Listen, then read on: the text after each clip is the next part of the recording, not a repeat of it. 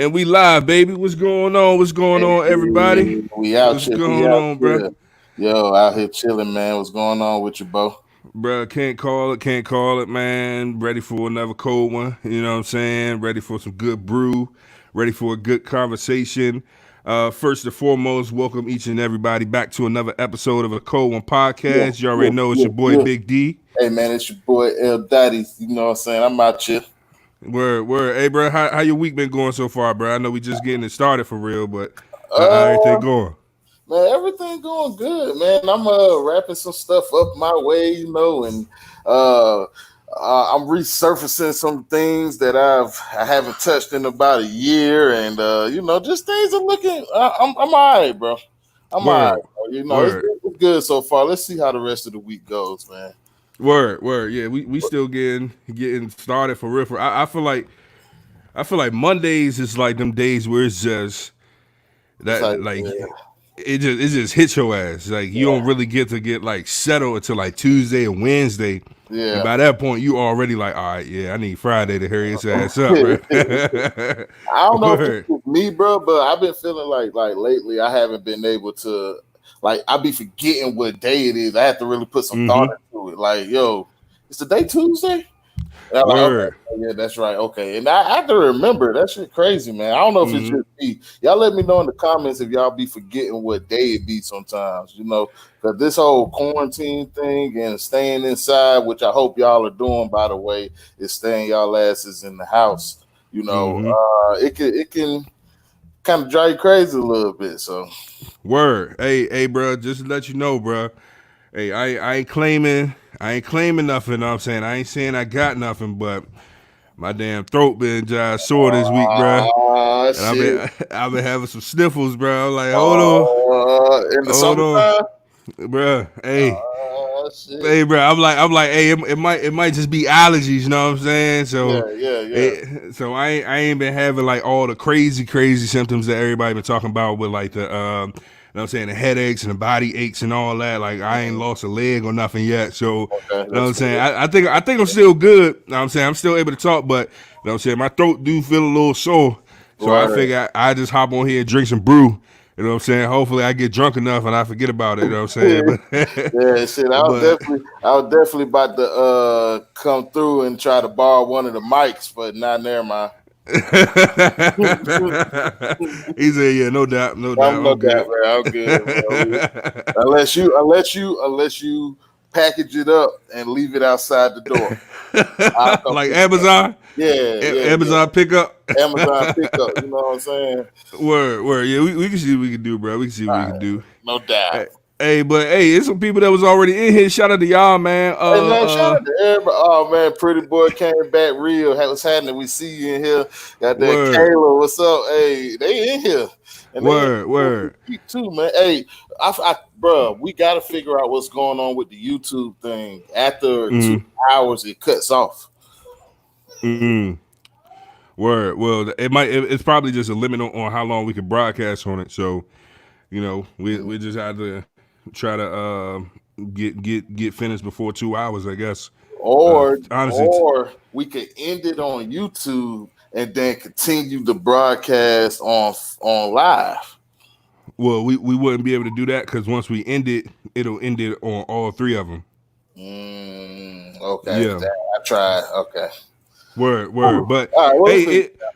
yeah, we'll figure it out. And question, y'all comment below. Are y'all going back and rewatching the videos? You know what I'm saying? Or if you miss it, are y'all actually going back and watching like all 2 hours? Let us know if we wasting our damn time. You know what I'm saying? If y'all ain't watching it, let us know. You know what I'm saying?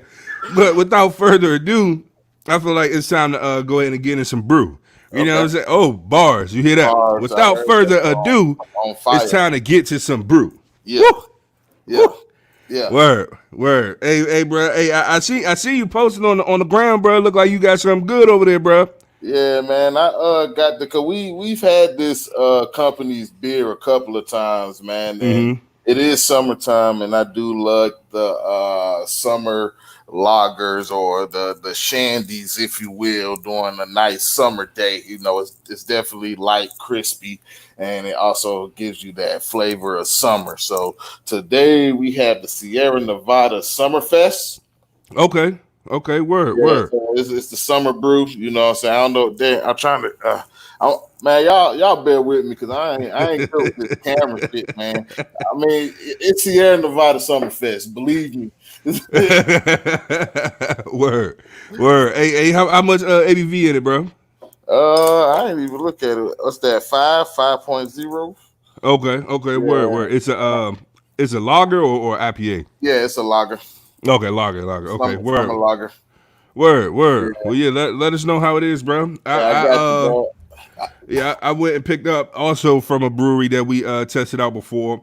And honestly, the can just caught my eye because I felt like it was something like that looks real relaxing. Mhm. So, of course, Sycamore Brewing Company, you know what I'm Okay. saying, the cheeky peach ale, 6.9% ABV. Oh wow. Yeah, got it nice and cold. Y'all see that glisten on that can. You know what I'm saying? Nice and cold. So I'm definitely excited to try this one out. It says it's a peach ale. That looks Uh, good, bro. yeah. And at 6.9%, I mean, who really about to complain about it for real, for real? Even if it's bad, I'ma drink it. You know what I'm saying? Oh, I just opened a can. Oh, that was boy, I got a super mean peach flavor out of that, boy. God Super damn. mean peach. So we're gonna get into this Super mean pour. peach. You know what I'm saying? Good That pour. joint There it already is. looking good. Good pour. Yeah, it Oh is. yeah. Oh yeah. Damn, that shit look good, bro. Word. Appreciate it, bro. Hey, Good pour. Good pour. that was like the perfect pour right there, Good bro. pour, man. Great pour. Great pour. Y'all see that joint right there, man? I'm gonna go ahead and taste it, man.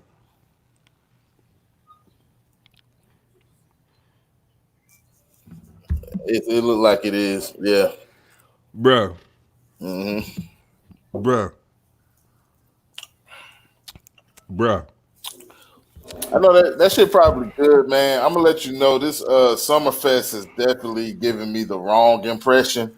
I thought it was gonna be a little bit more like Leinenkugel, how the shandies are with Leinenkugel, they have a little bit more fruit, minus the but not as much bitter, but still have that beer follow through. Like Mm-hmm. it gives you straight beer with like a no, it's like a summer fall hit. Not really Summerfest. Oh, damn. Well, y'all heard it. Bruh said that shit trash, low key. Damn, I ain't say all that, bro. Damn, don't be telling folks that shit, man. Shit, Bruh nah, said, hey, this joint is not giving me a good impression. I ain't fucking man. with It- it. hey, He one day said, those I'm not words. fucking with it. Hey, one day those words gonna hold some power. Word. People like, oh my God. Oh my A god. Coma podcast said it's not good. Oh my god. He hates that beer. It's the worst thing ever. Hey, What's gonna make it bad too is gonna be a whole bunch of niggas. word. I think get that shit out. Get that bullshit out of here. Hey, Alicia said it's good. She Yeah, she said she did said say. she loved it. Yeah, and I'm surprised. I don't think this will be something that she would like that. Wow, Yeah, really? because I mean, it's really giving me like a real more of an IPA ish, hoppy, Hmm. like bitter flavor to me. You know what I'm Hmm. saying? It just doesn't. Word. It just doesn't scream summer because summer screams like sunshine. I'm walking on sunshine. You know what I'm saying? That's what summer. Word.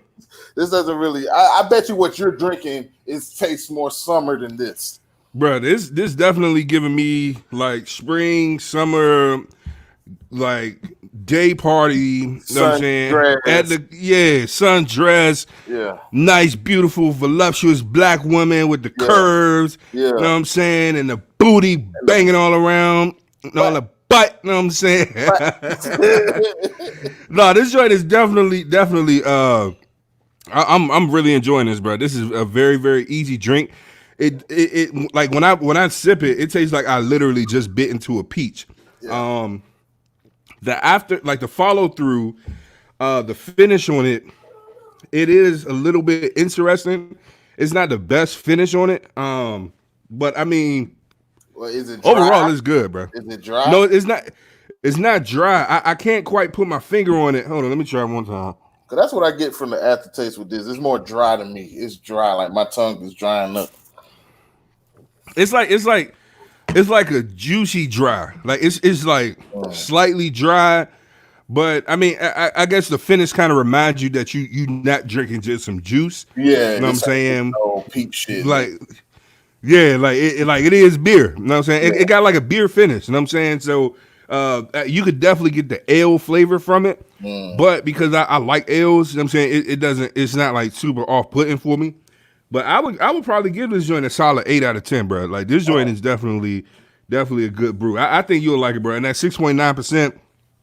I Yeah, mean, you it ain't too much can't that you're not complain. about to like about it. Yeah, you Yeah, can't yeah. complain about that, man. What I would say if I had to rate this, man, I'm gonna give it another. I'm gonna give it another taste, man.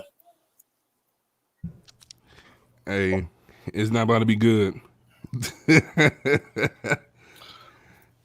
I just think they need to put more summer in it, man. Need, Word, need more summer. more summer, man. More fruity. You know what I'm saying? More light, more of a because it's harsh on to me.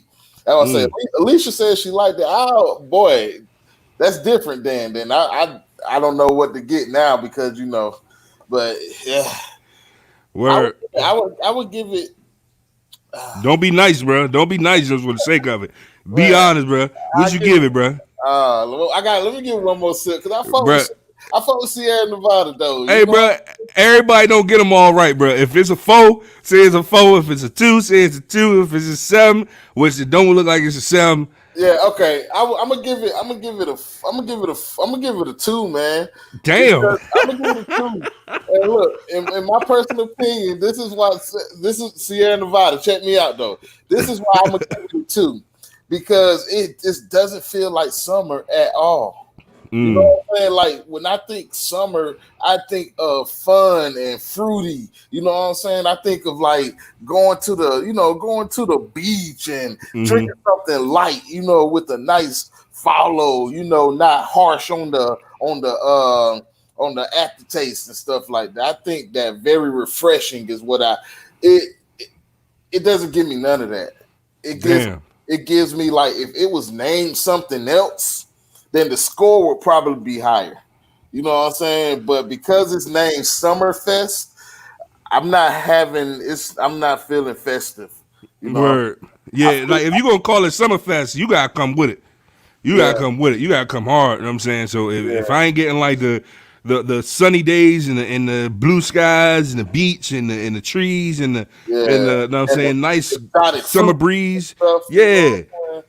then yeah. So I ain't mad at you, bro. Yeah, Hey, that's what I think summer is, man. But hey, Pretty Boy, shout out to Pretty Boy, man. Pretty Boy said, Pretty Boy, let me know, because I be thinking I'm tripping, bro. I watched those clips that I made, bro, like 20 times, because I thought that was the funniest shit I've ever seen, bro. Like, word. I was like, yo, this shit is stupid. And I thought it was very fun. What did you think, bro? I thought we had a blast last week. Bro, the show is always a blast for me, bro. This is Hey, like me too. my release, bro. This is my Yeah, escape. You know what I'm yeah, saying? 'Cause especially like still staying home because I still been quarantined. You know what I'm saying? So I've been staying home and you know what I'm saying, just waking up every day, coming out to the living room and working, you know what I'm saying? And honestly, I feel like I work more. Not even I feel like I definitely work more now that you know what I'm saying I'm working from home than before. So it's like you said, like the days just start running together. You know what I'm saying? Even on the weekends, you know what I'm saying? It don't feel like a weekend for real. right. So I definitely appreciate coming on the show and you know what I'm saying, getting some good laughs in. And I appreciate from the bottom of my heart everybody that tune in. You know what I'm saying? Every episode, every week. Definitely appreciate all of y'all because y'all could be doing anything. And the fact that y'all coming on, you know what I'm saying, drinking with us, you know what I'm saying, tuning in, engaging with us and everything like that, we definitely don't take that for granted at all. So definitely appreciate y'all. Thank y'all, man. But yeah, so what we got going on today, bro? Because I feel like today's topic is cause we've been ignorant for the last few shows, man. And Mm-hmm. it's definitely time for us to like bring it back in and talk about some of the more serious things. Mm-hmm. And something that a lot of people don't really think about, which is pedigree Mm-hmm. or lineage Mm-hmm. or you know generation or what however you want to look at it. but Mm-hmm. the way you were raised, how that has almost everything to do with the person you are in Mm-hmm. that point in time in life. Word, word. So, I mean, just honestly, bro, I know we supposed to be a little serious, but I'm probably be a little ignorant on this one too. You know what I'm Oh, okay. saying? Got it, Because, bro. you know, because I mean, if we don't talk about how we were raised, you know what I'm saying, and you know, let's just first off, the elephant in the room, we black. You know what I'm Yeah. saying? So, so I'm If y'all sure couldn't that tell, if y'all couldn't tell, yeah, in case y'all couldn't tell, we black. You know what I'm yeah. saying? So, you know, I definitely feel as though there are a lot of similarities from household to household within the black community. Oh You yeah. know what I'm saying? Like, I might not even know you, but our mothers might have both said the exact same thing to us. You know what I'm Hmm. saying? At some point in time, might have punished us with the exact same thing. You know what I'm saying? Might have done this exact same things. Like, for example, you know what I'm saying? You in the car in the back seat, you know what I'm saying? Got your little toy or whatever. You just looking out the window. Yeah, Then you yeah. see them damn golden arches. You know what I'm saying? You like, ooh, mommy, Ooh, can, McDonald's. can we go to McDonald's? Hey, what your mama gonna say? You got McDonald's money? Exactly, bro. Exactly, bro. It never failed. You know what I'm saying? So the first thing I wanted to start with, just to see, you know what I'm saying, if there's anything that people remember when they were growing up, you know what I'm saying, from black mamas or black fathers, you know what I'm saying, If they were that there, were if pretty they were common. there, if they, Word, yeah, if they were around, word, you If know. your dad was cool enough to kick it with you, shout out to your dads. Word. Shout out to y'all dads. Y'all dads. Y'all's You know what I'm dad. saying? Yeah, Y'all's. y'all's. Yeah, not mine. Y'all's. Y'all's. Y'all. Know what I'm saying? But yeah, bro, my mom's is definitely so I was raised by a single mother, you know what I'm saying? She had three boys. And you know, first off, my mom did a damn good job, you know, all things considered. And again, I think that a lot of black people can relate to this, sadly. But I'm sure a lot of people were raised by single mothers within the black community. And you know, a lot of us had similar stories. You know, our moms worked, you know, long hours. Um, you know, and my mom, she used to always say that my job was to go to school, get good grades, and stay out of trouble. Like that was my job. You know what I'm saying? Now, my question to y'all is, because I'm sure a lot of y'all can relate, did y'all get paid for y'all job? Cause I damn sure ain't getting not a lick of damn allowance. You know what I'm saying? Like people be saying, yeah, I got allowance, you know what I'm saying? I saved my money up, you know. And when I was 18, I bought my first car and this, that, and third. Yeah. My allowance was I was allowed to live in a house. Yeah, I was I allowed was allowed to have some clothes. I was allowed to have some food. You know what I'm you know what saying? I'm saying? I was allowed to have somewhere to lay my head, Word. You know what I'm saying? Hey, y'all comment below. Did y'all have allowance? Cause I damn sure didn't, bro. I damn sure did. in the form of currency, we mean. Word. You know, U.S. dollars. U.S. A couple dollars. of bucks, you know what I'm You know saying? what I'm saying? Did you Yeah. get paid by the hour? And you know what? I don't even think I would flat out give Zoe like money. Like she would Mm. have to earn it. And then I would probably give her, I guess some form of a wage, right? Mm-hmm. Or we would negotiate. I'll say, hey, what would you charge me to do this? You know what I'm saying? And I would Mm-hmm. give her that amount and tax it. So when I tax it, I'm putting that in like a savings or something for her. So by the time Mm-hmm. like 21, she can, or even 18, by the time she's 18, she can make a decision to, hey, I'm gonna take this money and start a business, or I'm gonna go to college. One or the other. Mm. Okay. Word. So you gonna take a certain, I guess, amount. I'm guessing it's a set amount or set percentage out of her, I guess, quote unquote paycheck for the job that she's charging you for. Right. Um, so at what age is that going to start? Oh, ASAP. Like once as soon as she starts to she understands a lot now. You know what I'm Mm-hmm. saying? But as soon as I get to a place to where I'm able to consistently be there and teach her, you know what I'm Mm-hmm. saying, everything I know, because I don't. I don't foresee myself putting my daughter like in a public school because Mm-hmm. I want her.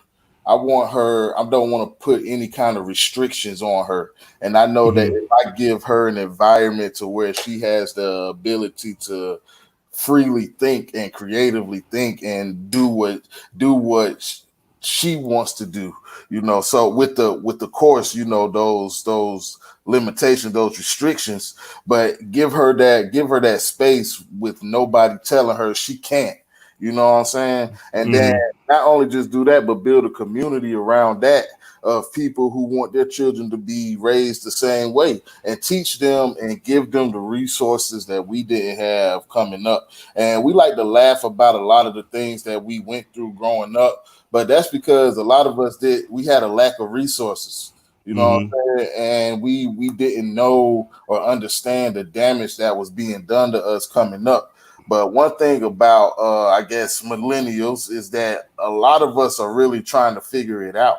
You know what Mm-hmm. I'm saying? And we're trying to see, we're taking the things that wasn't taught to us, we're searching for it, we're seeking it, and Mm-hmm. we're trying to figure out how to bring it back home to the community. And I do see that kind of movement going on, but Mm-hmm.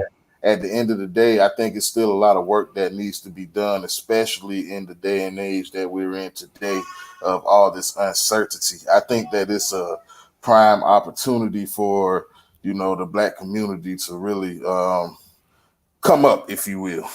Word, word. No, I feel that. And to Ria's point, well, to your point, Ria just made a interesting comment.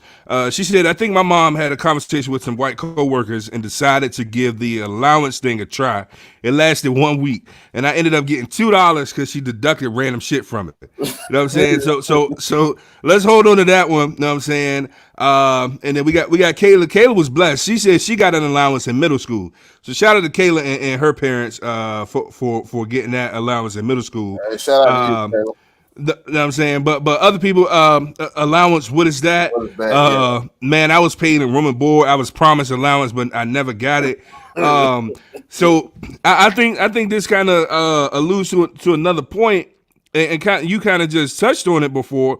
But there is, historically, generally speaking, a lack of resources within the black community. You know what I'm saying? So I think that for a lot of us that grew up in certain conditions, because I don't want to, project that all black people grew up poor. You know what I'm saying? But That's honestly speaking, definitely the I opposite from the truth. yeah, you know what I'm saying? But honestly speaking, I grew up with barely having anything. You know what I'm saying? I wore Payless shoes up until like ninth or 10th grade. You know what I'm saying? And even then, the only reason I was able to get Foot Locker was because they had the two for $89.99.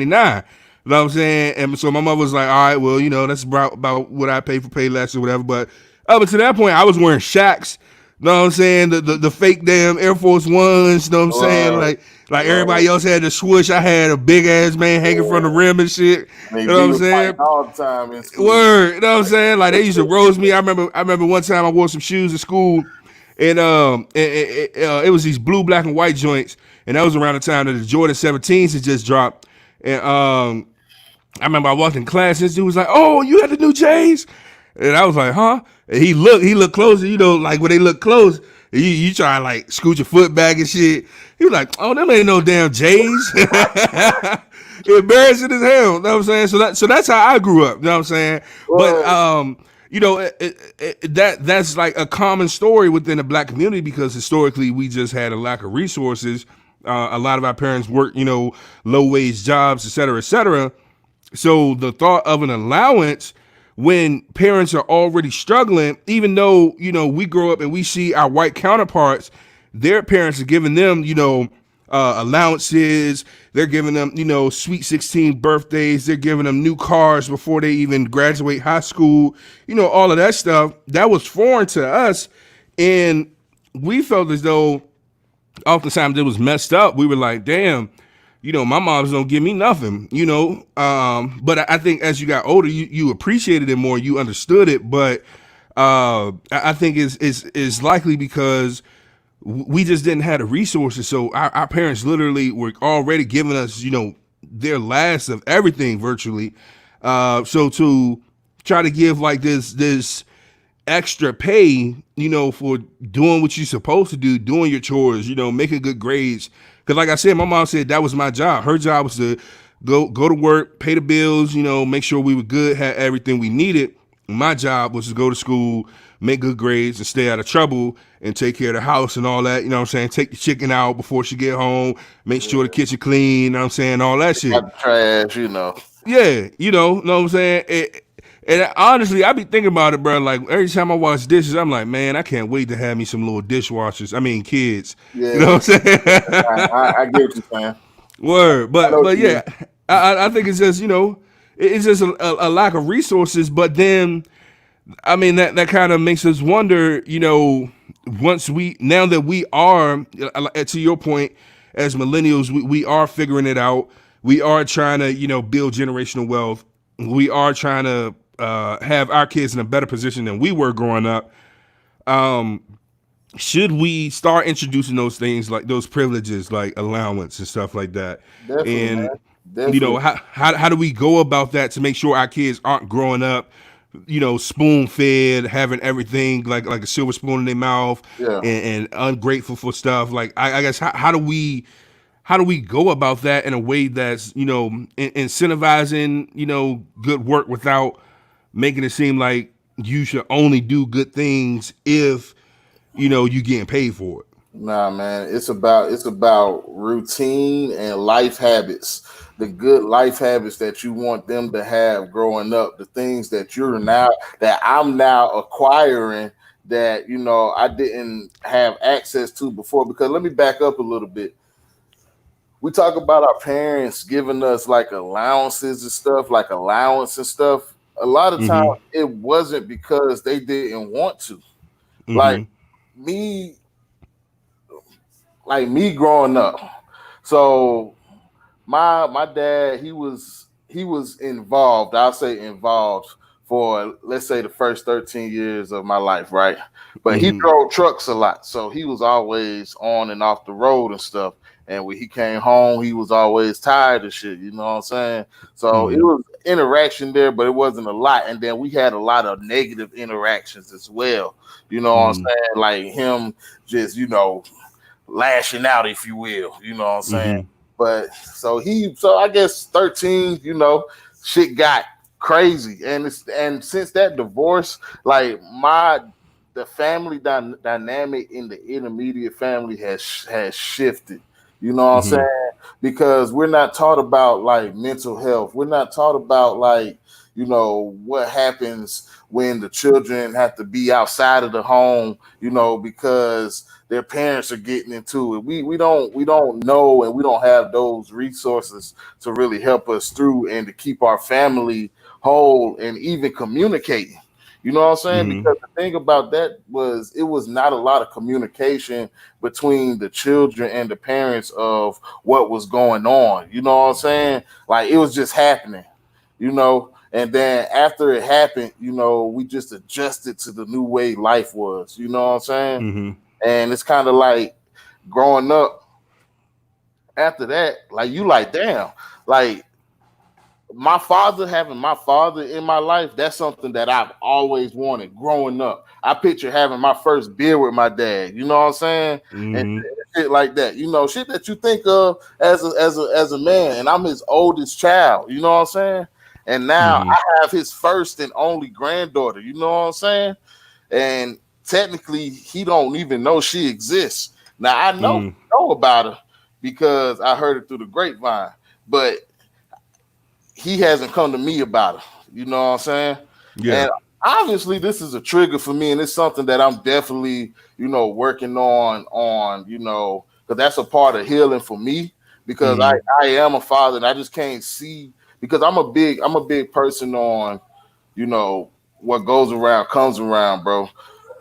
I can't Mm-hmm. see myself not in my daughter's life. I Yeah. just can't see it because one day she's gonna grow up and she's gonna find me, and then I have to give her an excuse of why I wasn't there.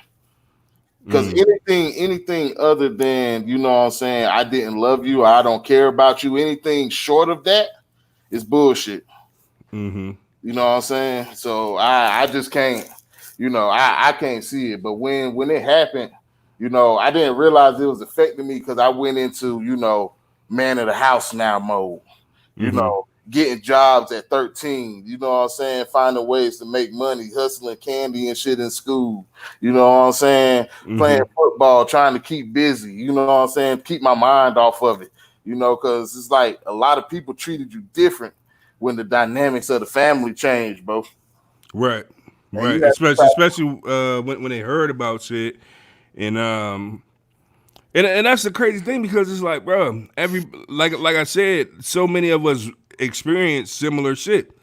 Because I'm trying to think, if I'm not mistaken, I want to say that my parents got divorced somewhere around when I was 13 as well, but they had been separated for a few years prior to that, for different issues, I guess I'll call it. Um, but it was crazy how um like we heard about other people going through similar stuff, right? And we heard about kids, acting out and you know wilding out because their parents got divorced and stuff like that. And it was crazy because at the time when I used to hear stuff like that, I'd be like, oh man, people just trying to find an excuse, just to be a little badass, you know what I'm saying? But I'm gonna make sure I stay on the straight and narrow. But whole time, looking back on it, I definitely started wilding out. Like once my parents, you know what I'm saying, got like officially divorced.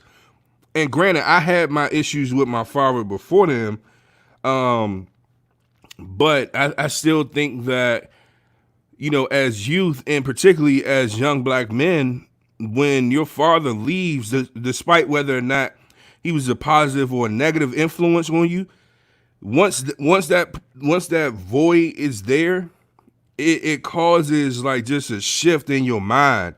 You know what I'm saying? And then your overall behavior, your moods, you know what I'm saying? Just your way of thinking, you know what I'm saying? Because it's like, even though we might not have the best relationship, at least the motherfucker was there. But then like, I mean, yeah, they weren't there, but they were there. You can at least like tangibly see them. But and then at least you kind of knew who they were. Word. You know what But I'm once the saying? motherfucker gone, you like, well, Yeah. well, damn. Damn, nigga. Like you ain't gonna Like, call or nothing. You ain't gonna say nothing. And see, word. my dad used to trip me out because he used to say he was gonna come pick us up and shit and wouldn't show up. You know what I'm saying? And Mm-hmm. after the first couple of times that shit happening to me, I was like, man, I ain't no damn sucker now. You know what I'm Mm-hmm. saying? I ain't about to be chasing you. You know what I'm saying? Mm-hmm. At a very young age, it really clicked in my head that this is how the shit is, and I have to adjust. You know what I'm saying? Mm-hmm. Because I'm an adjuster. I'm able to adjust in whatever environment I am, and then eventually, thrive. Because I proved it to myself over and over again, and I continue to prove it to myself. And Mm-hmm. because I've been in Charlotte since I was 18. You know what I'm saying? A lot of that I've had support along. I mean, I never could say I've done it by myself, but that's Mm-hmm. what it is. That's what resources are. That's what Mm-hmm. a network is. Having people you can you know depend on to help you out through your situation. And one day, when the time is appropriate, you're gonna pay that favor back to them. And I'm very close. Mm-hmm. I'm very close to that shit, bro. And that's Yeah. why with a lot of things, I take with a grain of salt. Like all that social shit we be talking about and just be having fun with. Like you say, bro, this is a release for me, bro. And I'm here to do that. But when I'm not on this camera, bro, I'm out here making shit happen and doing and working. You know what I'm saying? Out here grinding, you know what I'm saying? Putting shit together, putting the pieces to the puzzle together and trying to make this shit happen for real. And Mm-hmm. it just blows me because my dad drove trucks too, you know what I'm saying? And so and the audience, y'all may or may not know that 2016, I went and got my CDLs. So for a while, I was driving trucks too. So when I first was getting my CDLs, I used to talk to my dad a little bit more then, you know what I'm saying? Seeing what he, you know what I'm saying, knew what he thought and shit like that. But it didn't feel genuine for me. You know what I'm saying? Mm-hmm. I felt like I had a lot to say, and if I was to ever, oh, excuse me, goddamn, Sierra, It's a cold one. I feel like if I ever, well, I do, but he, if we were to ever have that conversation face to face, which we haven't had, you know what I'm saying, then I'm gonna say some things that's probably be hurtful to him, bro. You know what Mm-hmm. I'm saying? Because a lot of things that he didn't do, you know what I'm saying, and actually did affect who I am today. And Mm-hmm. I see his negative ways in some of the things that I used to do, you know what I'm saying, coming up through life. You Mm-hmm. know what I'm saying? And one day I told myself, man, shit, I don't want that. I don't want that in no more in my life. You know what I'm saying? His Mm-hmm. procrastination, cause my dad drove trucks forever, dog. Like he never really thought to transition to having his own trucks. Like, you know Mm-hmm. what I'm saying? He never showed any about anything. He just wanted to, he hopped from job to job. And then it's crazy because in the trucking world, that shit happens sometimes where drivers try to get better opportunities. So they go from job to job. But when you've been in it as long as he has, you know what I'm saying? It shouldn't be no reason you hopping from job to job. You should have been done found the best one out there at that point. You know Mm-hmm. what I'm saying? But, it's like when it, he never I never seen anything more or him wanting any more. Or if it was, he didn't express that, you know what I'm saying, with us. But the whole twist on the whole shit, bro, I'm gonna throw you off on this one. Mm-hmm. So my dad is a believer in the nation, you know what I'm saying? And that's the Mm-hmm. religion I grew up in, going to the mosque when I was young and everything, bro. You know what I'm saying? And he's a man of the Nation of Islam, Fruit of Islam, and you know what I'm saying. They teach you things about family and building and resources and what it takes to strengthen the black community. And he only portrayed that on the outside. You know what I'm saying? He didn't live that shit. You know what I'm Mm-hmm. saying? And he doesn't live that shit. You know what I'm saying? So I feel like for real, if my dad at this point ever wants to, you know what I'm saying, have a relationship with his granddaughter, bro, me and him gonna have to talk on some serious shit, and I'm gonna have to say everything I need to get out. You know what I'm saying? He gonna have to humble himself down and listen to what the fuck I gotta say, because I ain't that Mm-hmm. same kid that he left. You know what I'm saying, at the crib, bro. I'm not that kid no more, bro. Right. I'm a grown ass man, bro, and that's what you're gonna respect first is me being a man. You know what I'm Right. saying? I don't give a And fuck what nobody got to say. yeah, and you know what's crazy, bro, is that we see so many times, and I don't know why this is the way it is, but we see so many times where parents have basically broken the relationship that they have with their child. You know what I'm saying? They damaged it in one way or another, whether it been abandonment or abuse or neglect or whatever it may be, and then they leave. The relationship is now broken, and somehow the parents convince themselves that in order to fix the relationship, the child needs to reach out to fix it.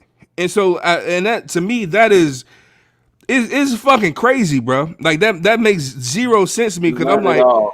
I'm like, bro, You've always been the adult. right? Like you literally you birthed me. You know what I'm Yeah, saying? You birthed me, so I didn't ask to be here. You know what I'm saying? I'm thankful for my life. I thank God that I'm still here. yeah, But I didn't volunteer and say, yo, I'm gonna go ahead and head out. You know what I'm saying, into the world. Like yeah. motherfucker, y'all fuck, and I was the result of it. And Well, so now, what's that? you know what I'm saying? So now I'm your responsibility, Yeah. but then you damage the relationship Mhm. because a child cannot fuck up a parent-child relationship. They can't. You know what I'm saying? At least not as a child. They can't. So when you have these negative things that you did, you know what I'm saying, to cause this this divide, this split in your relationship, and then you look at the child and say, "Oh well, when they're ready, they'll reach out, or if they want to talk to me, they'll call me. They got my number." That shit makes no No sense to me, sense at bro. all, bro. No sense to me. No And sense I'm gonna take it a little further. So with my father, um, long story short, abusive. You know what I'm saying, horrible memories of living with him, all this and that. Right. Once I got older, um, because for the longest, I always thought, man, if I ever see this man, and I don't mean to trigger nobody by saying this, but I real life grew up thinking, if I ever see this man, I'm gonna kill him. I'm gonna beat the shit out of him, and he gonna be dead. You know what I'm saying? Because I seen what he did to me, my brothers, my mother. You know what I'm saying? For years growing up. So I was like, you know what? When I see this motherfucker, it's hands on sight. I'm gonna find a gun and I'm gonna kill that motherfucker. And then it took years, bro, years of just healing, bro, and for me to be able to reach the point of forgiveness. Now the thing is, for the forgiveness aspect, that wasn't for him. That was for me. You It know what I'm gotta saying? be. Because is it ever truly forgiveness if y'all never have that conversation though? Do you have to have that conversation in order for you to truly forgive? On that part, I'm not sure. I think that you can forgive, but then there's still an element of closure Yeah, as well. And that closure can oftentimes come with the conversation, because I did end up having a conversation with my dad, I remember that.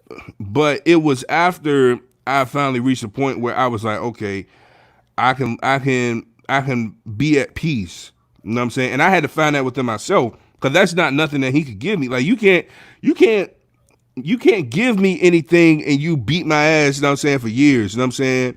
Like neglected me, left me to find my own way as a man. You know what I'm saying? You can't, it's really nothing that you could give me in that sense. And so it took for me to just find, other outlets, you know what I'm saying? And thankfully, and that's a big reason why became a Q, you know what I'm saying? Because a lot of the positive influences that I had were actually the bros. You know what I'm saying? And for those that don't know, that's members of Omega Psi Phi Fraternity Incorporated. And so that was the seed that was planted in me that made me want to be that for somebody else. But it took years for me to get to that point. And so I finally hit a point where I was like, you know what? They said, yo, you only have one set of parents. You only have one mom and one dad. You know what I'm saying? So shit may not always be perfect, but you got to do what you can with what you got. And so at that point, I was like, you know what? It's been some years. He's gotten older. I've gotten older. You know what I'm saying? Because the last time that I had like seen him and was like really involved with him, I was about 10 years old. You know what I'm saying? So at this point, I'm in college. So you know what? I'm gonna reach out. I'm gonna go and I'm gonna spend my spring break with him. You know what I'm saying? So I called him. He was about 3 hours away. We talked and all that stuff. He came pick me up, and I stayed with him for a week, which is huge considering I hadn't really seen or spent any time with this man in years. You know what I'm saying? And on that trip, I remember he got a bottle of liquor. You know what I'm saying? Because at this point I'm grown. You know what I'm saying? Got a bottle of liquor, and we sat out on his front porch, and we just sat there and just drank and talked. And the more I drank, bro, I ain't gonna hold you.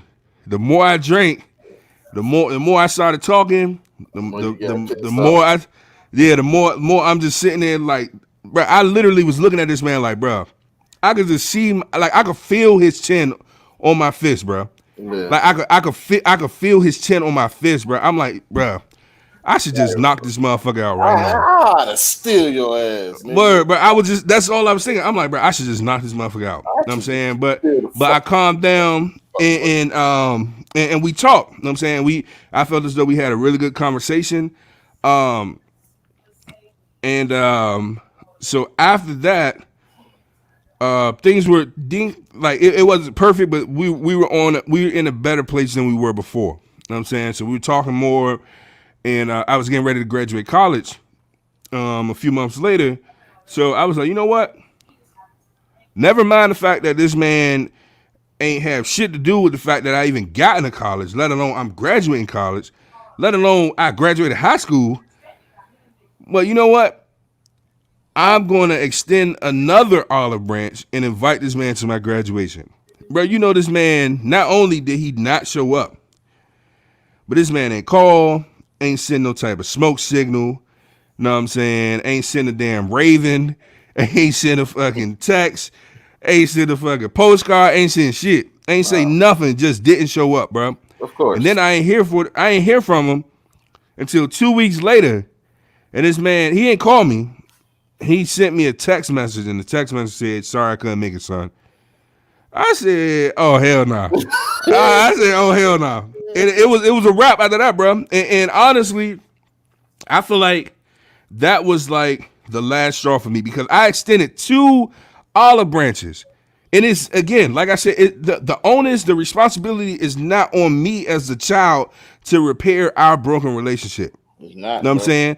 It's not on me. So the fact that I extended 2 olive branches to you and you didn't deserve neither one of them, and then you just basically slap me in the face and just show you didn't give a fuck, and then you have the audacity, know what I'm saying, to this day to try to act like I owe you something, like I'm supposed to come to you, man, fuck you. Know what I'm Yeah, that's saying? how I be feeling You too, know what I'm man. saying? And it's not even from like a hateful place because a lot of people be like when they hear me talk about this, they're like, "Oh, D man, you gotta let it go, bro. Heal, bro. I'm good. I promise you, I'm Yeah, good. I made peace. I'm at peace. I'm good with where I am. You know what I'm saying? But all of that shaped how I think to this day yeah, because now I'm a lot more intentional with the relationships I have, with the right, investment I make into right, it.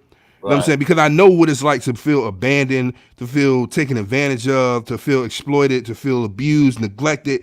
Like I know all of that. You know what I'm saying? And so I Yeah, took that, and even though he didn't teach me shit for real about life, the shit that he didn't teach me, it taught me how to do the opposite. yeah. It taught me You know what I'm did, saying? what I didn't want to be, how I didn't Exactly. want to be. You know what I'm saying? I didn't want to be stagnant, and it's crazy. It's crazy that you say that because when you think about the things that they should have taught you and how you had Mm-hmm. to learn those things, it's not hard to see how some children can go astray and into drugs and gangs and go missing and all Mm-hmm. kinds of stuff that happen with children because it's up to these parents to really make sure their children are safe and that their children are learning the things that they need to learn.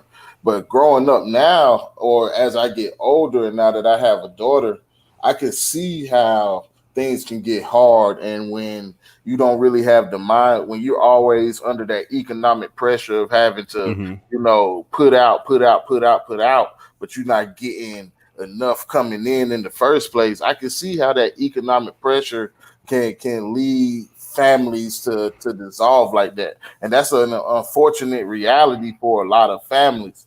But when it comes to my dad, like now I'm at a place now where I have forgiven him, Mm-hmm. but I'm on guard. You know why?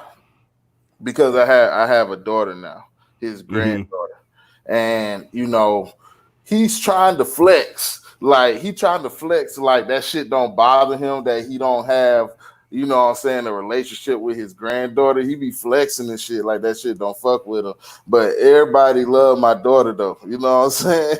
And Mm-hmm. she cute as shit, you know what I'm saying? And she's my daughter. She's a part of my family, bro. I see parts of him in her. You know what I'm saying? And Mm-hmm. to tell me that you're okay with that, man, that's some sucker shit, nigga. Get the fuck out of here. But my thing is too though, because man, I feel like transparency is key, bro. Because Mm-hmm. I've struggled. Not I haven't struggled with transparency, but when it comes to the platform, bro, I've struggled with the image or the portrayal that I want out there, bro. You know what I'm saying? And the things that I'm trying to put out there, and Mm-hmm. the where I'm at now, I'm just like fuck it. Because the world is in shambles. Everything is fucked up right now. You know what I'm saying? And I feel like the way I'm going, I have something to say. You know what I'm saying? I have a message, Mm-hmm. and I don't just have a message. I'm actually taking the steps to show what it takes to get there. You know what I'm saying? And in order for me to continue on that path, I can't have no bullshit and no fuck niggas in my way, i.e. my dad. So when you come around, bro, me and you gonna have to talk first. Cause I do sit to like get my mind off of things like write, you know what I'm saying? Mm-hmm. Poetry. I'm a big fan of battle rap, so I wrote like a battle rap verse or something like that. You know what I'm saying? I be doing shit like that because, just to get my mind off of things like how the podcast do for me as well. And Mm-hmm. I wrote something that's it's a trigger for me because I feel like in order for him to have a relationship with my daughter, he's gonna have to come through me, and that's gonna be a difficult time for mainly him. You know what I'm Mm-hmm. saying? Because I'm good either way. Mm-hmm. You know what I'm Right. saying? I'm good either way. I'm going to continue to teach her the things she needs to learn, the things that I feel like sometimes parents try to keep from their kids. They need to Mm-hmm. be more transparent about because, like, I mean, because you can try to hide things from your children, but then they're gonna go out to these schools and shit, and their friends gonna tell them in their way, from their point of view. You know what I'm saying? When you could have already taught them, did the preventive measures. You know what I'm saying? To for them to have a true understanding of what some of these things that they have access to now. It's a different day Mm-hmm. and age, bro. The old school method doesn't necessarily work in this new school day, bro. You know what I'm Mm-hmm. saying? So you have to Right. you have to adjust, and I want to prepare my daughter for everything that could possibly come her way. I can never teach her Mm-hmm. how to be a black woman, you know what I'm saying? But I can. It's a lot of value that I have to be able to provide to her. You know what I'm Mm-hmm. saying? That she could take throughout life, and she's gonna start out with a better, with a better advantage. You know what I'm saying? Than I had because she grew up learning the things that you need to know in order to be successful and obtain and maintain generational wealth. Because I'm gonna do a lot of maintain up. Well, I'm gonna do a lot of obtaining it, you know what I'm saying, and getting it in and figuring out the structure of how to do it. But then her job is going to be to maintain it. You know what Mm-hmm. I'm saying? And Yeah. and that's what I'm preparing her for, even from this young age. She has no limits. There's nothing that she can't do. And I tell her that every night. You know what I'm saying? There's nothing you can't do. She can do whatever she want to do. And whoever say she can't, you gotta come see me. Ain't nobody telling my daughter ain't shit she can do. She can't do. Nigga, shit. Mm-hmm. You ain't nobody. If you fix your lips to say my daughter can't, nigga, you better watch yourself. I'll fuck around backhand. Word, that's real, bro. That's real, and I think that's kind of to your earlier point. That's something that millennials, generally speaking, are trying to address. Like we're trying to undo a lot of the trauma that we experienced when we were growing up, and just overall show our kids a different lifestyle. But Rhea just asked a good question. So Rhea said some parents try to make up from their shortcomings with their children by being better grandparents. Would y'all be open to that, even if y'all's relationship isn't fully repaired? Now, for me, I'm gonna say this, and some people might not like when I say this, but I mean it is what it is. Simply put, fuck no.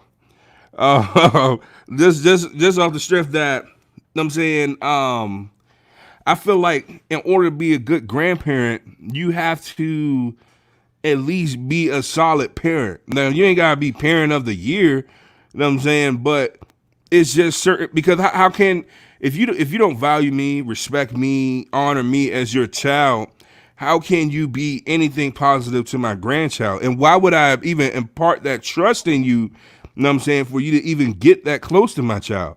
You know what I'm Yeah, saying? I can't trust you to teach her the proper things that need to be taught. You know what I'm saying? Mm-hmm. I don't know what your intentions are. Right. If we're not good, if we're not on the same page, then ain't no way in hell we can you can be on the same Mm-hmm. page with my daughter, because that means you ain't even trying to hear what I got to say pertaining to my daughter. You know what I'm Right. saying? So we have to be straight, because you know what I'm saying. Mm-hmm. I'm getting involved in a lot of shit.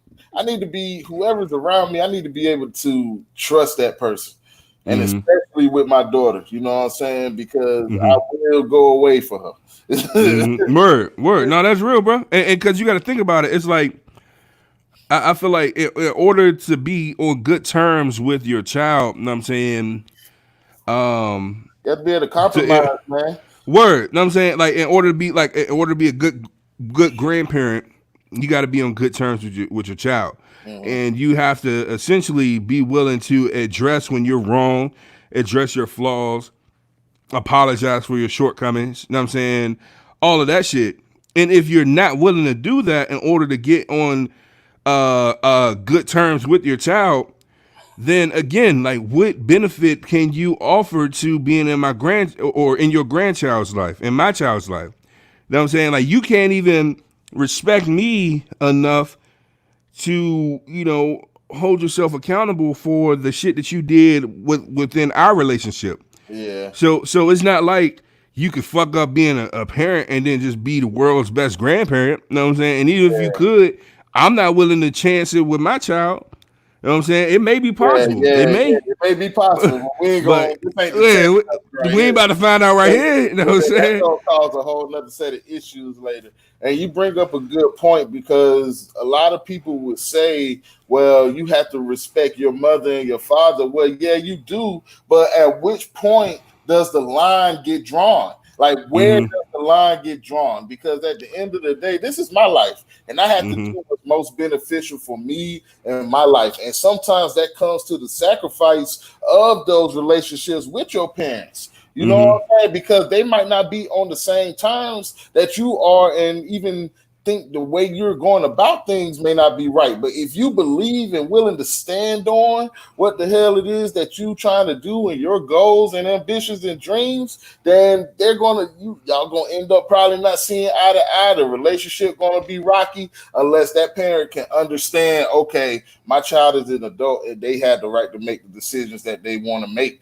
You know what I'm saying? And just Mm-hmm. wish them luck, because it's better to have that support from your parents than to, them always be a reason why you don't have the freedom to express yourself. Because I felt like growing up being in a shell was something, like not being able to really express myself was an issue for me growing up. You know what I'm saying? Mm-hmm. So I feel like if you're not really listening in the way I feel like it needs to be listened to or understood, you know what I'm saying, my true point of view, then I feel like you're not really, you know what I'm saying, trying to hear what I got to say. And, Mm-hmm. that's what's been going on forever. So, like, okay, I'm just going to have to be like, okay, I agree with whatever you say if you're not open to truly changing your mindset. Because I understand it's one thing to understand where, if we and you having a conversation, it's one thing for me to understand where you're coming from, but then it's another when you only want me to see that point of view.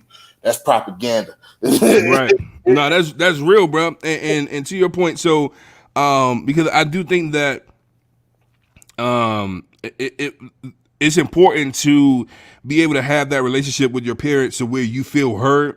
You know what I'm saying? Because I think that oftentimes, especially in the black community, I grew up hearing the saying, kids are to be seen and not heard. You know what I'm Mm, saying? Don't talk back. mm, If your parent says something or tells you to do something, you don't ask why. You know what I'm saying? You get fucked around and get backhanded. You know what yeah, I'm saying?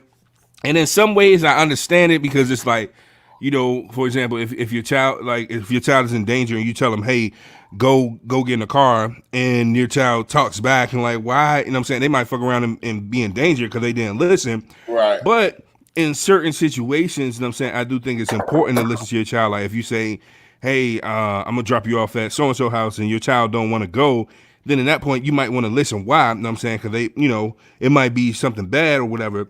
But I think overall there's just it's just a big issue with children, even as adults. You know what I'm saying? People feeling as though they can't express themselves in certain ways to their parents out of fear, out of out of fear of being deemed as disrespectful. Mhm. Their parents may still be supporting them, financially, or allowing them to live with them, or Mhm. or just overall, like within their culture. You know what Mhm. I'm saying, or in their family dynamic. Like it's just certain shit that you just don't say or do to your parents out Mhm. of respect. You know what I'm Yeah. saying, and I think that to your point, it affects you all the way into your adulthood, because if you feel as though you can't say or speak up in certain regards to your parents about certain things, I think that can translate to your real world life every day. You know what Yeah. I'm saying? To your Definitely does. job. It You know what I'm definitely does. saying? Just in general, like when people are doing you wrong. You know what I'm saying? You might not be as inclined to speak up for yourself or stand up for Yeah. yourself. Right. And I remember I had to have a tough conversation with my moms. You know what I'm saying? Now, granted, my moms don't play. You know what I'm saying? Growing up, like she ran a tight ship. She just ain't play. And I remember this was well into my adulthood where I finally reached a point where I was like, you know what? I need to have a conversation with my mother. And basically, it was basically the I'm It's a grown tough, conversation. that's the toughest You know what I'm conversation saying? you're gonna have with your mom, bro.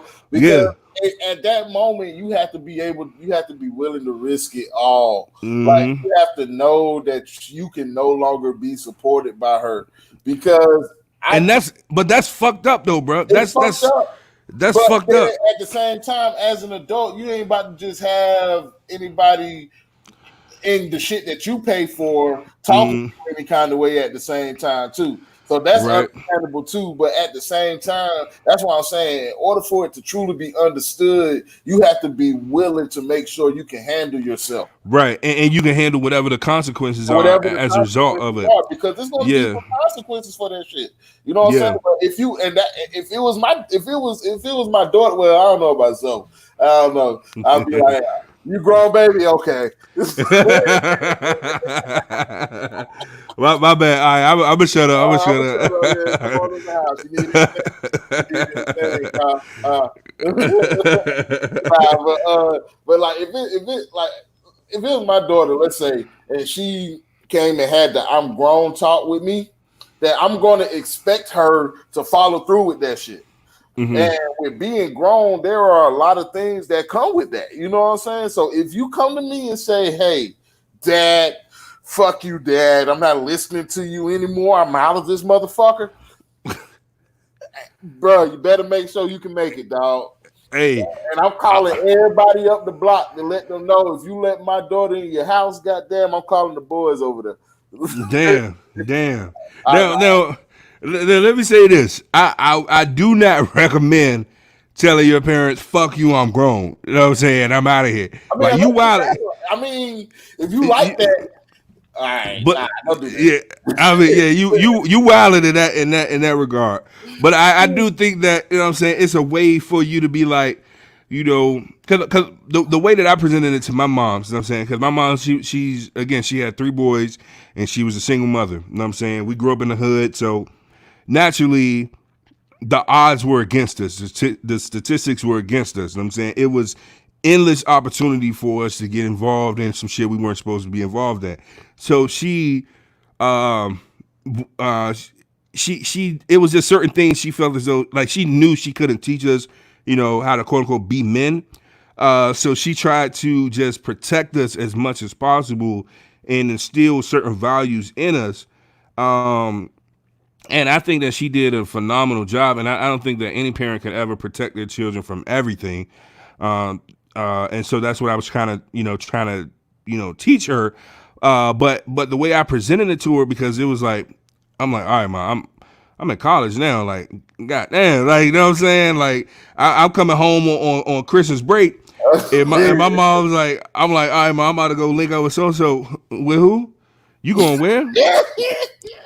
I'm like, yeah, I'm about to just, you know what I'm saying, go link up with my boy. And she like, you know what time it is?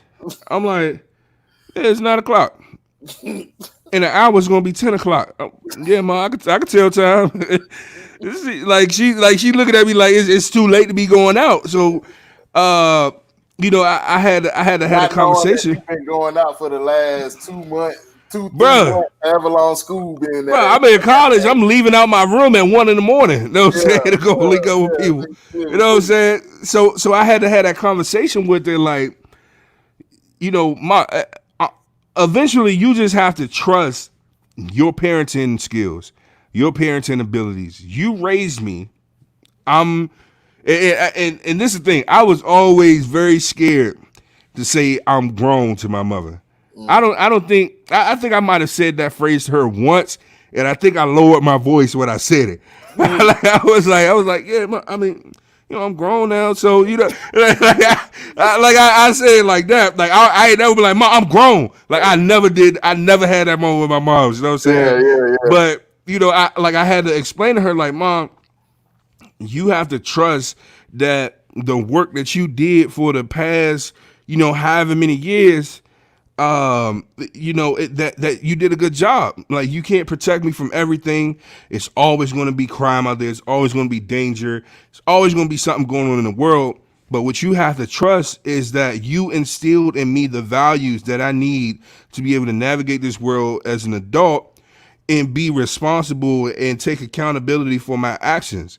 You know what I'm saying? And so once I presented it to her like that, I mean, initially she still wasn't really trying to hear that shit, but you know what I'm saying? Like I just had to keep reinforcing it, you know what I'm saying? And Yeah, over time, it yeah, started to click more, yeah, especially like once she started to see, the responsible, actions that I was taking, and just the overall good direction I was going, and I was doing well in school. right.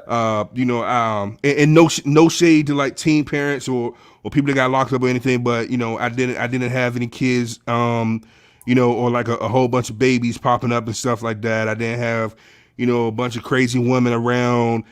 I wasn't locked up or anything like that. So, those are some of my mom's greatest fears. And so with me displaying that, I'm doing well, I'm on the path that you wanted me to be. Um, and like you just got to trust that you did a good job. You know what I'm saying? And if you didn't, I mean, shit, it's too late now. You know what I'm saying? Like I'm grown. You know what I'm saying? Yeah. Like, Well, hey, nah, man, Rhea makes a good point. I'm still not oh grown. yeah, I'll never be that grown. You know what I'm saying? I'll ever, never be that grown. And then bro.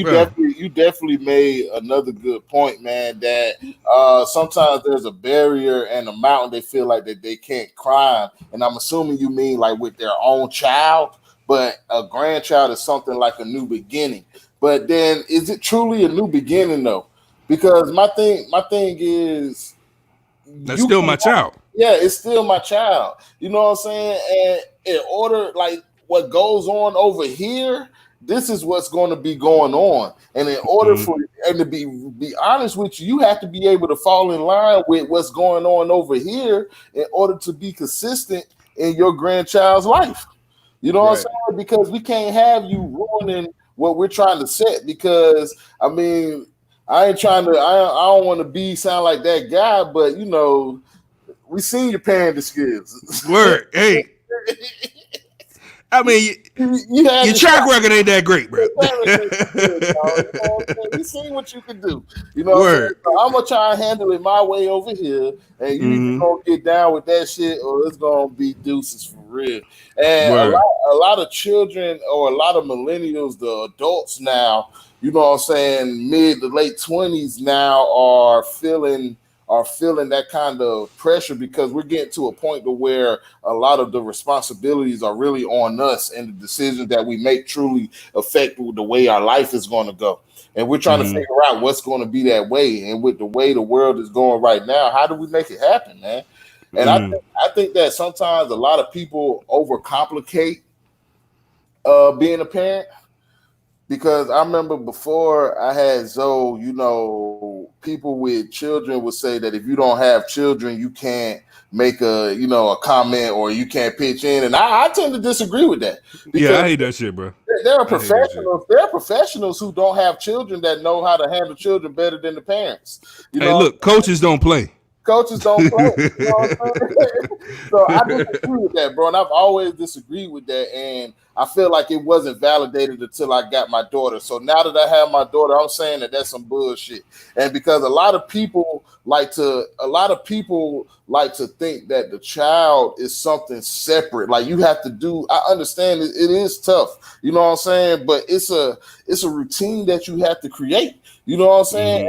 And while your child is young, you know what I'm saying, you have an opportunity to really get your stuff together as long as you got the right person to help make that happen with you and make sure that you're incorporating the child to your life. You know what I'm saying? Don't make it seem like you're doing A, B, and C for the child, but you're incorporating them and what we have going on. That's why the things that we're doing, she's going to be learning. You know what I'm saying? And she's incorporated into our life. That's how it's supposed to be. You're not. I don't think that you're supposed to make your child an outsider within the intermediate family, because that's the thing. Now, I do understand boundaries, and there will be boundaries, and I do believe in age appropriateness as well. You know what I'm saying? I do believe in all of those things, but at the same time, I also believe that I have to be transparent with her, because whatever I tell her or show her within this house, you know what I'm saying, or within her immediate area, you know what I'm saying, she has to be able to go out there and practice it and recognize those things, you know, and that's going to be an extension of what she's learning at home. And that's the thing I'm scared of nowadays, bro, is that the environments are just crazy out there, bro. It's just crazy.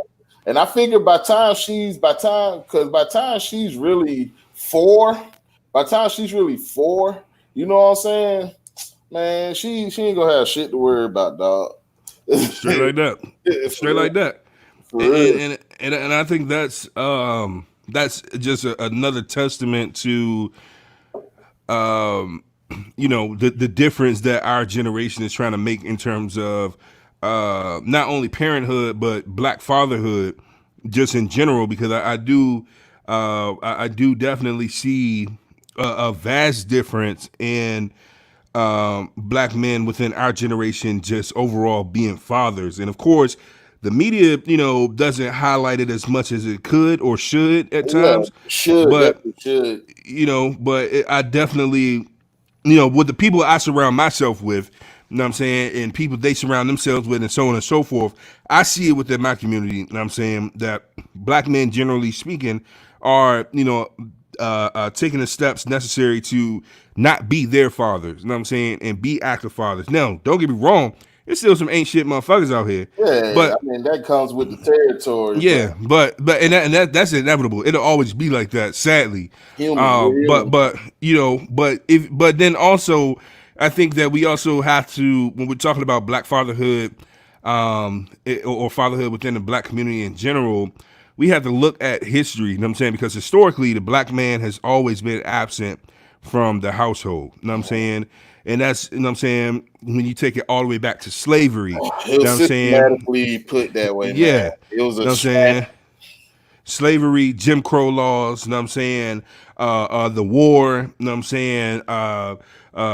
Civil rights activism, drugs, you know what I'm saying? Crime, you know what I'm saying? The war on drugs, you know what I'm saying? The same drugs that was put into our communities by the government, you know what I'm saying? Like, the government consistently found ways, you know what I'm saying, to keep the family separated, because they started that back in the times of slavery. The first thing they did, oppression, man. Yeah, the first thing they did, they broke up that family dynamic. It goes a little further than that, bro. The first thing they did was come up with the handbook, the manual on how to systematically oppress a people for hundreds of years, bro. They created the handbook, and they goddamn took action on that shit, and they goddamn implemented that handbook. And we still see the remnants of that now with our Black family dynamics. Fathers not being in the home, you know what I'm saying? Single mothers, you know, the women are beefing with the men, you know what I'm saying? We can't come to a consensus with each other, you know. Whew, excuse me. Woo. been drinking. That's the dynamic of the black family, and that comes from those Willie Lynch letters Mm-hmm. that taught white men Mm-hmm. how to own a slave. Like really, Yep. take over it, man. It's crazy. Yep. It's Yep. deep in that. The first thing that you're gonna do is you're gonna take away the father, take away Yeah, the man in the take away the household. man in the house. You know what I'm saying? Because And, generally speaking, most would agree that the role of the man within the household, once there's children present and he has a wife and all that, he's going to protect and provide. You know what I'm saying, for that family. You know what I'm right, saying, he's going to make sure that the children are safe. The wife is tending to the children, so he's making sure the wife is safe. He's going out working, securing all this shit for the family, et cetera, et cetera. So they're like, okay, well, that man is essentially the rock of the family unit. You know what I'm saying? And once you remove him, now you create that sense of instability, and now you have the mother just with the children, and now she's struggling because you got to also remember that even though we're black men, we still have male privilege. You know what I'm saying? Because generally speaking, we can protect ourselves. We're going to make more money than women will working. You know what I'm saying? So now that you have the woman by herself with the children, you know what I'm saying, the man is taken away in whatever capacity. Now that woman is put at an even bigger advantage because not only does she have to take care of herself now, which she could barely do historically speaking, but now she also has to take care of the children.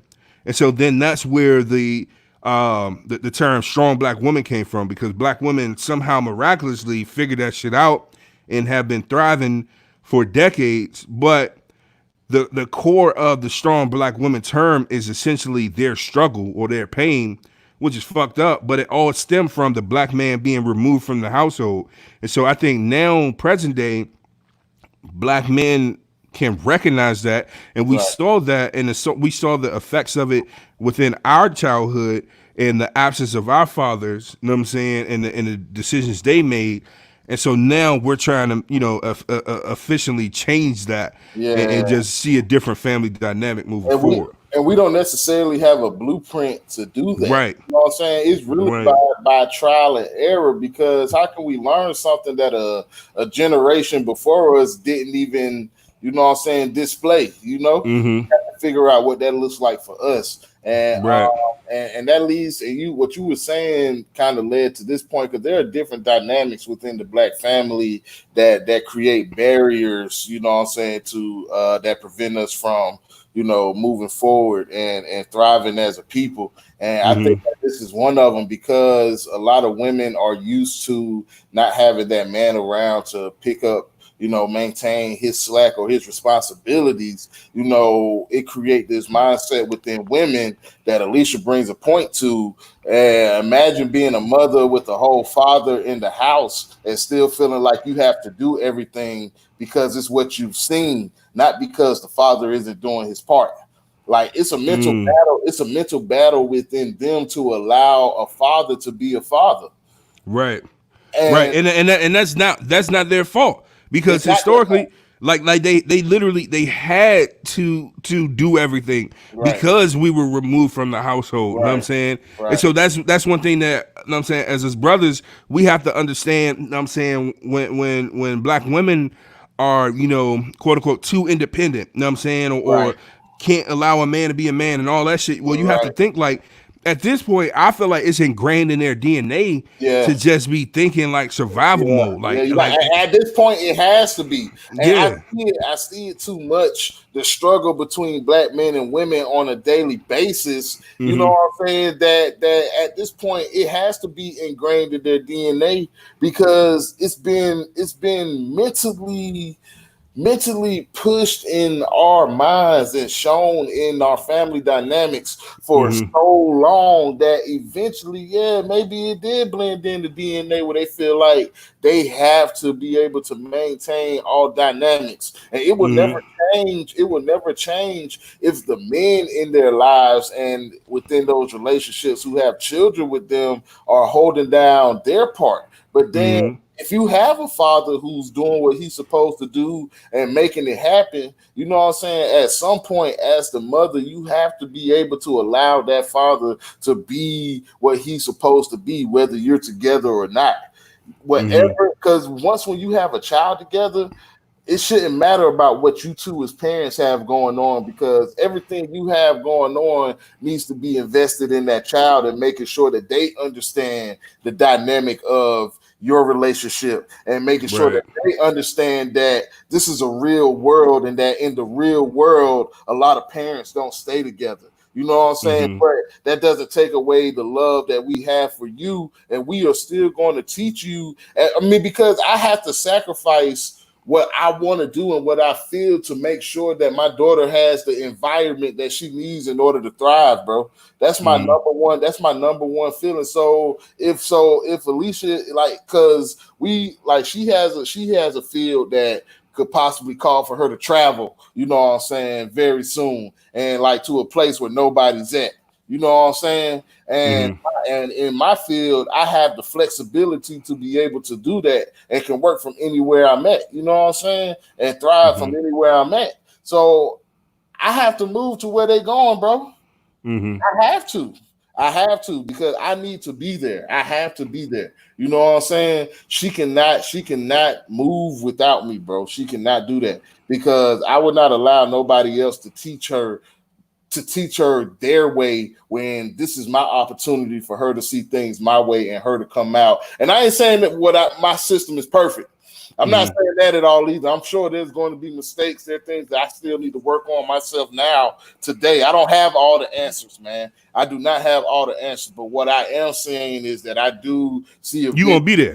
I'm going to be there. And I'm Yeah. going to do whatever it takes to make sure I'm there. Because 20 years from now, when she's ready to have her first brew, and she done did whatever it is that she did growing up, because she gonna be rich by the time she 18. You know what Mm-hmm. I'm saying? And on the way to wealth by the time she's 18. And I'm sure she's gonna have run plenty of businesses by the time she's 18 as well. You know what I'm saying? Because I could just tell by how she is now. She's so independent, running around doing everything. Don't want you touching her. Don't want you picking her up. I tried to feed her some damn ravioli the other day. She just, nigga, back up. Let me feed myself. I'm like, all right, I mean, she just it, and I have to nurture that, bro. Word. I have to nurture Word. that. Imagine if I was be like, no, I'm gonna feed you right now. You know Mm-hmm. what I'm saying? No, where you going? What you doing? No, sit down. Mm-hmm. You can't do nothing. You know what I'm Yeah. saying? Imagine if I was to shut her down like that, bro. Right. And that'll just translate into when she's growing up, and by you giving her that freedom to express herself and learn and navigate life, with the creative and brilliant mind that she has right now. Because a lot of people don't realize, like, fear and apprehension to go after the shit that you want, and the willingness to take risks, you know what I'm saying, to get high rewards in life and all that. That's not something that you were born with. That's all taught. That's all learned behavior. You know what I'm saying? So if you are to, like, instantly, like, teach her to seek approval from everyone else before she's doing, now I'm not saying, like, encourage her to do some wild shit, but if she's doing something that's healthy, she's being inquisitive, she's exploring, like, she's being independent and stuff like that, and being a go-getter. If you were to prevent that now, like, that's just teaching her to be scared to be that way later on in life. Right. And you can literally be that could be the difference between her being, what I'm saying, just the average Joe, what I'm Mhm. saying, a bum, or the fucking next president, the next CEO of the next multi-billion-dollar company. What I'm Right. saying? And so it's just those little small seeds that you plant early in the beginning, that is literally everything. You know what I'm Yeah, saying? that's the deciding factor. Right, right. Because once when a child gets a certain age, whatever you've done with them at that point and instilled with them at that point, it's been habit. Mm-hmm. It's been habit. So it's hard to change those type of things when you know when you Right. haven't done what you're supposed to do in the beginning. You and know and what I'm that's and to that point, bro. I think that you making a good point because you see, like, we grew up watching like Maury, you know what I'm saying, the Maury show and stuff like that. We see on there, you know what I'm saying, people like, Maury, my child is out of control. I don't know what to do with him. That shit ain't started happening yesterday. Mm-mm. You know what I'm saying? Like, that starts from birth. Yeah. You know what I'm saying? And I do think that this is something that our generation needs to be mindful of, because I think that a lot of times we are so focused on not being the evil parents that we had growing up, you know what I'm saying, to where we overcorrect and we just let, kids just have whatever, do whatever, talk however they want. And like we, especially in like the age of social media, you got kids, you know what I'm saying, online cursing, Tripping. hitting their parents and stuff like that, and people laughing and saying it's cute and, all this, that, and third. And, you might think it's harmless now, and you might think like, oh, well, my kid not gonna be like that when they grow up. But no, they learning that shit now.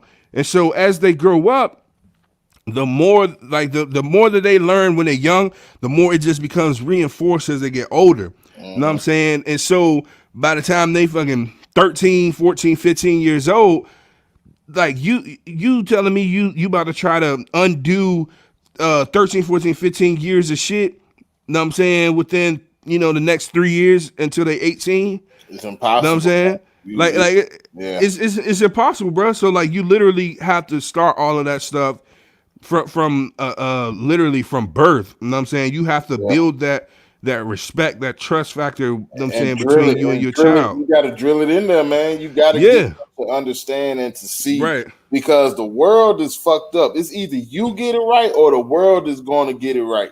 The Mm-hmm. world is going to fuck them up. You know what I'm saying? So it's either Right. you get them right or somebody else will. You know what I'm saying? Somebody else Right. will take charge, and it may not be the best Mm-hmm. outcome. You know what I'm saying? Right. And so Right. let me ask you something, bro. Yeah. Because we are the generation of the ass cuttings. Yeah. You know what I'm saying? I think that a nice ass whooping is healthy. Hey. Because Hey. nothing is going to whip your ass more than life. You know what I'm saying? So Yeah. a little bit of sometimes physical pain, and I ain't saying beat the shit out your kids, you know what I'm saying, fuck them up, you know what I'm saying, but sometimes I think that could be because some shit can't go past the ass whooping. Some shit requires the belt. You know what I'm saying? Hey, bro. I this is my way of looking at it, What's because how you look at it? I grew up, so I experienced both. I Mm-hmm. experienced physical discipline and I experienced abuse. Mm-hmm. You know what I'm saying? So I know that there is a A stark line. difference Yeah. between the two. There's a You know what I'm line. saying? And so I understand both of them, and I get it. I fully understand it, and I could pinpoint the exact effect that both of them had on me to this day, like as an adult. With all of that being said, my go-to method of discipline would not be, you know what I'm saying, the belt or physical Right. discipline, et cetera, et Right. cetera. Right. But But that belt is always gonna be an option, it's bro. I'm always an sorry. option, right? That It's in shit the going, arsenal. hey, I that think shit going, it's gonna be in the arsenal, it's bro. in the arsenal. It has to be in the arsenal, because I just think like this. Like, what do you think going to happen when your child goes out into this world and treats people in this world the way that they treat some of you punk ass parents at home, doing whatever the fuck they want to do? Somebody gonna fuck them up. So it's either It gonna might be me. yeah, I fight the kids. yeah, because you know what I'm saying. If your kid got down do some adult ass shit, man, you might get some adult ass consequences. You know what I'm saying? Hey, That's why I love my man Bernie Mac, because Bernie Mac said we need to, because these kids know what the fuck they be doing. You word, underestimate these kids thinking that they don't know what the fuck they doing. They know what word. the fuck they doing. So don't be letting these children get up on because Zoe be trying to get over on me. She think I'm a fool sucker. Nah, she be trying to get me. Because she'll play with something, right? And this how I know she's smart. So she'll mess with something she ain't got no business messing with, right? Let's say it's a bottle. It's like a Gatorade bottle or something. She ain't supposed to be messing with it. So she'll go mess with it, right? And I'll say, stop. she'll look at me and say, stop, tell me to stop, right? And then I say, no, you stop. And she's like, okay. She looks at the Gatorade bottle and look at me and says, stop again. Like, as in saying, oh, I ain't supposed to be playing with this. But then she tries to double down on it because what she does is she walks away from the Gatorade bottle, right? I am the Gatorade bottle and I am me at the same time, seeing if I'm paying attention to her or the Gatorade bottle. So then, you know, Sesame Street, whatever, Blues Clues be on. She's been on Sesame Street kind of hard lately. We transitioning her into Barney now because Sesame Street, boy, that getting worn out. But so so she'll start watching TV and shit. Think I ain't paying attention to her. Whole time I'm looking at her, bro, knowing what she doing and what she about to do. Bro, she just looking at the TV. She'll look at the bottle. Song come on. She start doing a little dance and stuff. End up beside the bottle and shit. She's like, oh, look what we got here. Okay. As soon as I turn my head, go on my phone or something, bro, she back at it again, messing with the bottle, bro. I say, stop. You know what this girl gonna tell me? You stop. Is that a belt moment or not, bro? Because is it disrespect? Is it disrespect? Hey, bro, I would say it's not a belt moment. No, not a belt moment. Okay. Yeah, but I think that you know what I'm saying, by reinforcing it and taking it from her, you know what I'm saying, that's just, you know, conditioning her mind that if I say stop, that means you don't have it. So I'm taking it from you. Yeah. You know what I'm saying? And you go sit down. Right. And I think that if you start those moments, you know what I'm saying, like you are now while she's young, personally, I feel like you can avoid a lot of actual ass whippings when they get older. Yeah, you know what I'm saying? Definitely. Because they know not to try you. They know you said what you said. But here's the thing. I feel like, now, for one, I feel like every child is different. You know what I'm saying? And so every child is going to need different discipline methods. Yeah. You know what I'm saying? But I also feel like some kids, they just lose their damn mind. You know what I'm saying? Like when they get to a certain age, my mom used to say, yeah, you smelling yourself. You know what I'm saying? And that's when like they trying to test the waters. Because you might have raised them perfectly fine. You know what I'm saying? What's that one day? Yeah, that one day they seen something at school, they heard something. Yeah, they listened to their friends and shit. Yeah. You know what I'm saying? They was at their friend crib and they friend talked to their mom's crazy. Yeah, crazy. You know what I'm saying? Get out of my room, mom. Fuck out my room, mom. You know what I'm saying? So they come home, you know what I'm saying? They come home to your crib. Yeah. And they come in, they don't speak to you or nothing. Yeah, they walk in the house, don't say shit. And then goddamn, you like, the fuck? You know what I'm saying? They just walk straight to their room and slam the door. Oh. Yeah. My goodness. My door? Yeah, slammed your door. You know what I'm saying? And then you go to goddamn knock on the door and open it, and that motherfucker locked. No. Hey, bro. That's 3 offenses right there. That motherfucker locked my door? Locks your door. Like they pay the bills. Yeah. You know what I'm saying? So, and then when you say open the door, they say no. Oh, they done strike the fuck out. Hey, so I would just say at my household. Yeah, what would go down at that moment? You know what I'm saying? Now, if it's my daughter, I'm going to my wife. I'm like, get your daughter. Yeah. Get your daughter because I'm a killer. You know what I'm saying? But if it's my son, I ain't going to hold you, bro. I might kick the door down. Yeah, I probably have to kick the door down. I'm going to probably kick the door down, and I'm going to whoop his ass. I'll be like, damn, let me look up how much a door costs really. Yeah, and he gonna fix it. He gonna fix it. Yeah, he gonna work to fix it too. You know. And then you know what? This is gonna happen. He gonna fix it. Yeah. And then I'm gonna make him unscrew the door off the hinges and put the door in my room. Right. Ain't no door in this motherfucker. No door in this motherfucker. He gonna fix the shit and take it off the hinges. Yep. Like, you got me fucked up. Fuck wrong with you? over here closing door. Nigga, first you didn't acknowledge me.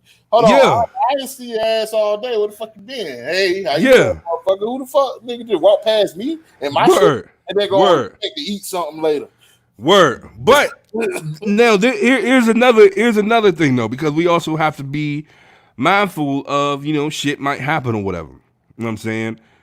I think that it's also important in that moment to ask them what's going on, because it might be something genuinely wrong. Communicate, yeah, definitely. You know what I'm saying? You don't want to, Like, and that's the thing I'm thinking about as well, because I don't want to be that parent that's always quick to jump down my kid's throat. yeah. I want to understand why Right. they're acting the way that they're acting. You know what I'm saying? Right. And let them know that there's an alternative solution. Right. Right. Hey, hold on real quick. Hey, this some savage shit right here. He said, I remember my mom took my brother door down and took his bed. Damn. Hey, that's some savage shit. Hey, what the hell he do? What the hell he do? Hey, I don't need a bed. We sleeping on the floor. Hey. Told my grandma, I don't need a bed. I'm sleeping on the floor. Hey, they put that man in motherfucking solitary confinement. Put his ass in the hole. In the hole. Hey, anybody had a moment where they were supposed to clean their room, right? And you doing everything except cleaning your room, and then your mama come back up in that motherfucker and that shit ain't clean. Goddamn, your mama, goddamn, she'll take everything in that bitch, like just expose all your fucked up shit. Take the drawers out. Oh, you don't want to clean this motherfucking room. You know, snatching shit out the closet, flipping the bed around, knocking the TV over, and then walk out that motherfucker and say, pick this shit up. I'm like, God damn. Be like, damn. Well, thanks to you, I'm like, I was halfway done compared to that. Bro. No, that's real though. But I feel like in a lot of these situations, you know what I'm saying, I feel like shit like that is probably better than the ass whooping. You know what I'm saying? Because like an ass whooping, especially like if you get a whole bunch of ass whoopings, eventually you're just gonna build up a tolerance. You know what I'm saying? She said he had to sleep on a pallet. but eventually, like you build up, you know what I'm saying, a certain level of tolerance for the ass whooping, especially once you get older. You know what I'm saying? Yeah. But you ain't never ain't gonna work. Yeah, but you ain't never gonna build up a tolerance with somebody just come in and just goddamn ramsack your room. Yeah, like just, you know what I'm saying, throw your shit around or take your privileges and shit. You know what I'm saying? Goddamn. But again, I feel like a lot of this shit, it starts from birth, bro. You know what I'm saying? Like the first thing, I think you have to build that relationship with your child. Yeah. You have to build that open line of communication. Cause I seen this meme. It said, I want to be the type of father where if my child fucks up, they don't say, oh shit, my dad's going to kill me. They say, oh shit, I need to call my dad. You know what I'm saying? And that's real, because you got to think like, if your child is in trouble, you know what I'm saying, right? Like they in some shit, they went somewhere they weren't supposed to go, did some shit they weren't supposed to do. You know what I'm saying? All that. They could call you and you come save them. Right. Or they could avoid calling you and get in worse danger. Right. You know what I'm saying? And now, granted, they know that, you know, they're going to be in trouble. But if you're the type of parent where you prioritize their safety first, and they know that they could come to you and talk about anything, you know what I'm saying? And it's still going to be consequences, but at least, you know, you got them. You know what I'm saying? I think that you'll be in a better place. So I do caution parents, because I think a lot of parents, bro, they just be ready to be parents just so they can have power. Yeah. You know what I'm saying? They just want to be able to be the one to hold the belt. You know what I'm saying? They want to be there. You know what I'm saying? The and shit. Want somebody to boss around and shit. That's fucked up though. Hey, our parents were savages though, bro. I see the one you talking about. Class, bro. Yeah. Yeah.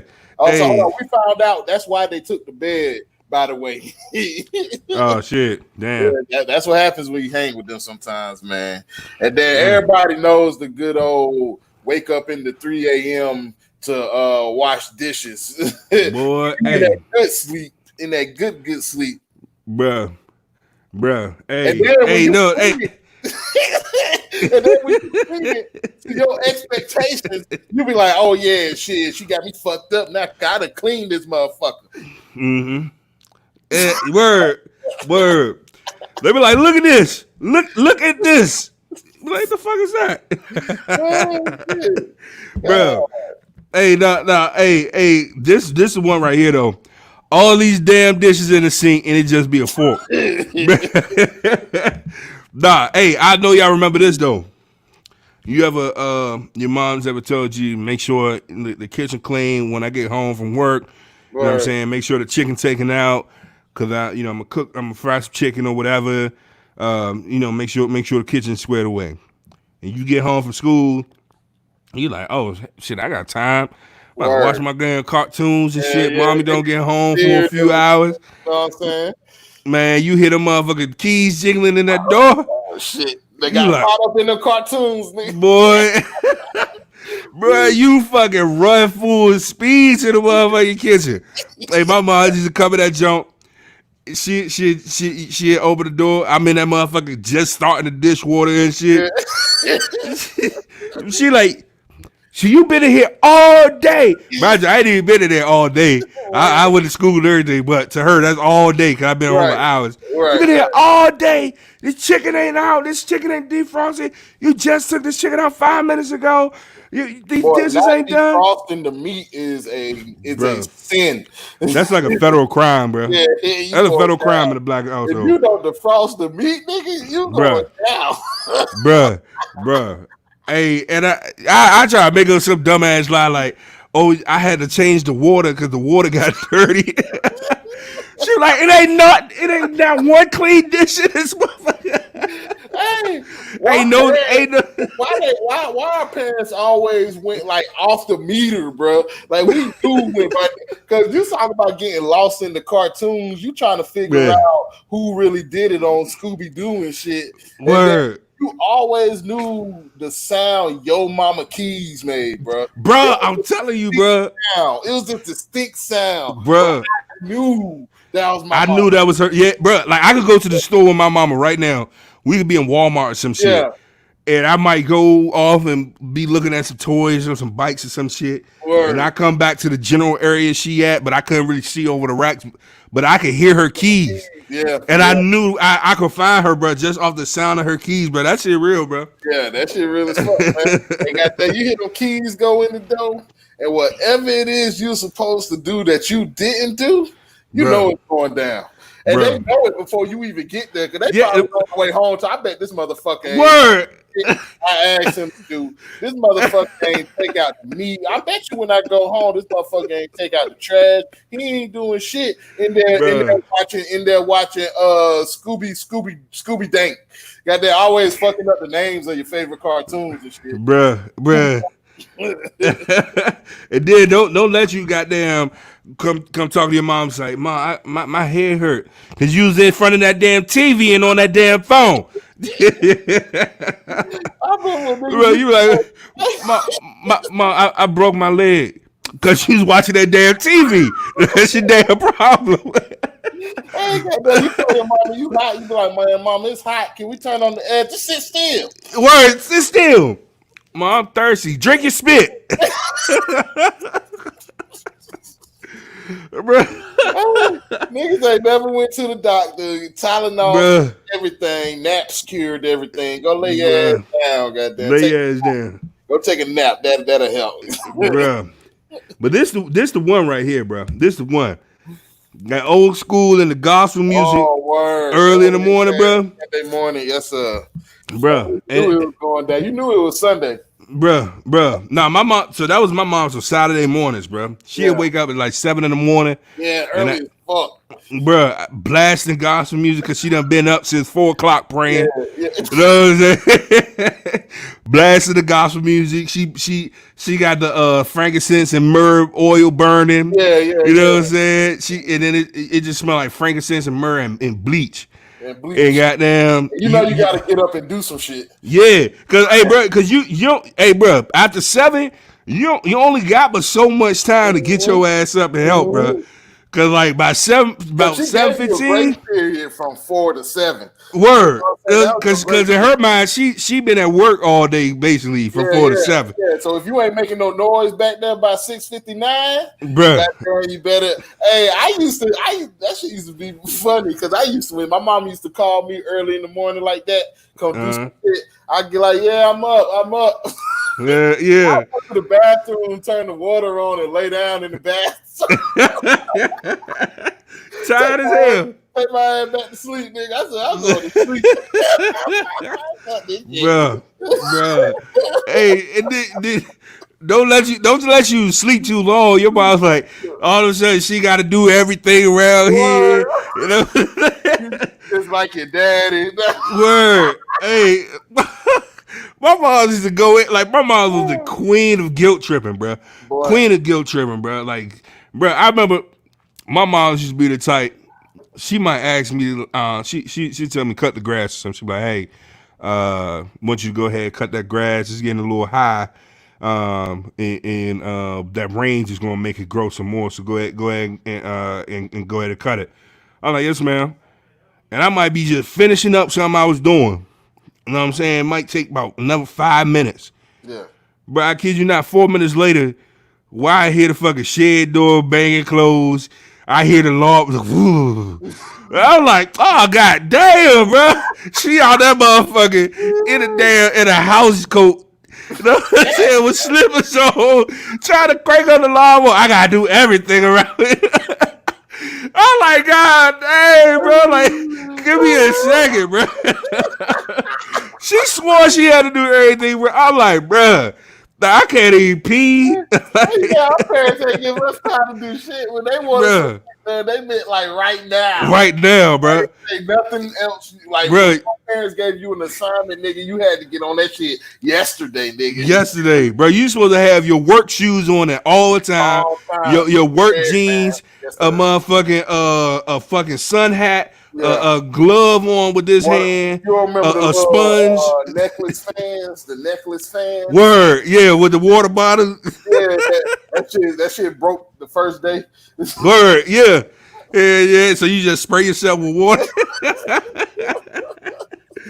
Bro, that shit is crazy, man. Oh shit. That shit crazy. Look, hey, they in the comments going crazy, bro. They talking about the lemon pine saw. Hell Oh, yeah. fabuloso. The Man, Fabuloso. that shit smells so good, bro. God damn. Bruh. Shout out to Fabuloso. Shout out to all the people that been burning Fabuloso in the pot to make their Word. house smell good. Word. Toxic as fuck. You got that fabuloso pot. Word, yeah. That one pot that's only for Fabuloso. Yeah. Fuck around and make some beef stew in that, the whole family in danger. Bruh, that shit. Hey, Rhea killing it though. She said, "Mom, the house is already clean. You call this clean?" Nah, real live. Word. Scrubbing the same part of the bathroom counter for 40 minutes. Bro, hey, I'm telling you, my mom, hey, she felt as though if she ain't seen me in that zone on my hands and knees scrubbing the baseboards, then it wasn't clean. Yeah. Like that was my mom's, bro. Yeah, man. And at that point, you have to extend it, like make it seem like you cleaning it. Like Rhea just said, goddamn, just rubbing the same area for 40 minutes, goddamn, till she tired of saying that shit ain't clean, goddamn. Word, yeah. Like you just gotta scrub that shit till she get tired. Word. That's pretty much how I used to work, man. Word. But a lot of those things we went through, coming up, it definitely shaped us and molded us into, those more critical thinking millennials, if you will. And I think that a lot of people don't give us the credit that we are due as far as trying to be more enlightened and aware of what's going on in society in today's world, and having the ambition to even try to demand something better. You know what I'm saying? And that's why I think there's a lot of gaps in between. There are a lot of generational gaps. You know what I'm saying? Because our parents have been raised one way, and the way they were raised shaped who they are. And the way they were raised is what helped to shape who we are. but then Mm-hmm. we were raised in a more social era when we was, just getting the internet, just getting cell phones, being able to have access to people, around the nation and around the country and around the world. You know what I'm saying? And being exposed to a lot more than they had exposure to back then. So that kind of creates the gap because they believe in one way, but we're seeing another way that we prefer. And then Mm-hmm. sometimes if you in disagreements with your parents on the things that you do, that could be an issue. That could change the family dynamic instead of your parent being supportive in whatever route you decide to take. I think your Mm-hmm. parent being supportive and allowing you to help critically think about what you're doing and weighing the pros and cons and figuring out, your risk factors and what's your returns going to be. Is it worth it at the end of the Mm-hmm. day? I think that's more beneficial than, shutting down your children and not allowing them to have any of those experiences and using their mind to put the pieces that they're trying to figure out together and get that bigger picture, because it might Yeah. it might put you as a family in a better situation, but you never know because you don't get an opportunity to express that, because a lot of times some parents are so stuck on the I'm the parent, Mm-hmm. thing, instead of allowing your child to express. And I mean, I understand there has to be a respect factor, of Right. course, but at the same time, that works both ways. Right. Because a lot of times it wasn't even like a lot of shit that was deemed as disrespectful wasn't disrespectful. Mm-hmm. It was just what I'm It saying, like, was coming from your child. right. Because honestly, like, to call a spade, a lot of the shit our parents said just was dumb. Like, the shit ain't make sense. It was an easier way of doing it. You know what I'm Yeah, saying? yeah. But because that's what they came up with, that's what they pulled out their ass. Like, you were supposed to just go with it. And then to some degree, I get it. You know what I'm saying? Because again, like, I always I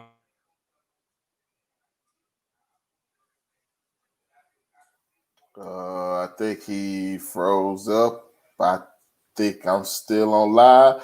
Yo, shit. What's trending, everybody? I think what D was trying to say was that I really don't know. This nigga, he threw me off for a loop. And let's see if we can get him out of here, folks. Yeah, this is a cold one podcast with your boy L Daddy. You know what I'm saying? We was about to get ready to wrap this shit up anyway because it cuts off at YouTube at 2 hours, man. Um, he's still frozen. He's still not back, y'all. But basically, what he was trying to say, man, is that in order with parents have to be able to communicate and be able to compromise with their children. Now, I'm not saying allow your kids to disrespect you.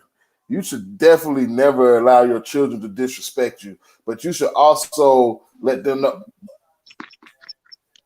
bro, I don't know what the hell happened. You good, bro? And my apparently my damn computer just damn tripped out on me. Oh, So you talking that real shit. That's why I got there. word, The boys watching. basically. Yeah, I'm glad it waited till the end of the show to goddamn do yeah. all that shit. Yeah, I let them know we was about to wrap it up anyway, but I was also letting them know that, parents have to be, open to allowing their children to express themselves, because sometimes these children see things that we as adults miss, man. And Right. sometimes they bring good things to the table that we could sometimes take advantage of. We should not Right. allow their ages to dictate. We should not feel like we don't want, because the goal is for them to pass us. So we should not feel like we don't want them to go above a certain level or be too loud or, want too Mm-hmm. much money and, want to be this and want to be that. We shouldn't do that, man. We shouldn't put caps on our children because they're already born with all these stigmas and all these, barriers and roadblocks already, man. So we can't, Mm-hmm. we have to change the dynamic of family, and we have to make sure we're inclusive with all of our children to make sure that they understand the do's and don'ts, what's disrespect, what's not disrespect, to understand these lines and make sure those lines don't get blurred, because social media and everything that's so readily available, a lot of these children are growing up more faster than what they should be. And that's because parents are not monitoring the things that they're doing on these social medias. Back when I was that age, I wasn't even allowed to have social media. It's crazy because I remember us having to hide the fact that we had cell phones in class, in school. Right. We couldn't have cell phones out in school back then.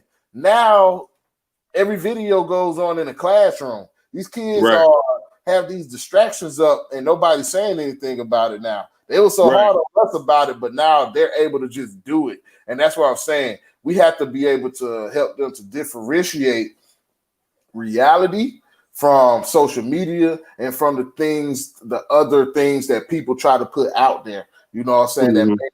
That may not be so good with as far as like the education and the resources and things of that nature, bro. And in order for us to truly do that, we have to be open to the conversation with our children and be able to understand their mindsets in order to be able to shape that, man.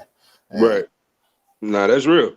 That's real, bro. Hey, so you know, like basically you just touched on everything I was getting ready to say before my shit froze up. You know what I'm saying? But you know what I'm saying, you definitely got to be willing to hear your children out and make sure that there's a safe space for them to talk. You know what I'm saying? Like if they really expressing that they got some shit to say, make sure that they feel comfortable coming to you about whatever.